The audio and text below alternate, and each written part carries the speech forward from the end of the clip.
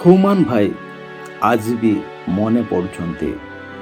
ହ୍ୟୁମାନ ଚାଲିଗଲା ପରେ ବି ଚାଲିଯିବା ଲୋକ ମନରୁ ଯାଉନାହାନ୍ତି। ମୋର ପ୍ରିୟ ବନ୍ଧୁଗଣ, ଓଡ଼ିଶାରେ ଏମିତିକା ଏକ କଣ୍ଠଶିଳ୍ପୀ ଜନ୍ମ ନେବେ ଏ କଥା ସ୍ୱପ୍ନରେ ବି ଭାବି ହେଉନି। ପ୍ରିୟ ଦର୍ଶକ, ଆଜି ସ୍ମୃତିର ସ୍ତମ୍ଭ ହୋଇ ରହିଗଲା, ମନରୁ ଲିଭୁ ନାହିଁ।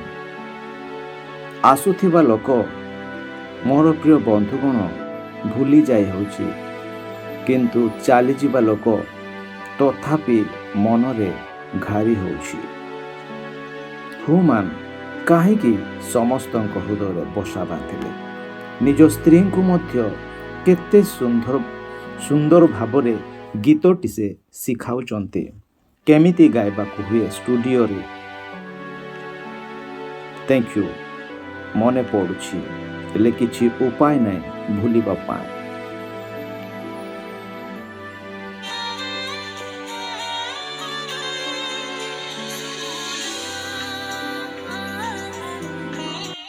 तुझ बिन मेरा तारा रे सोना,